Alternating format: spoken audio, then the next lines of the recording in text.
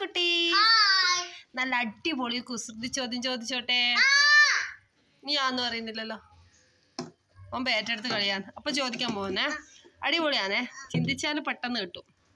ഒരു മാവിൽ 5 പഴുത്ത മാങ്ങയുണ്ട്.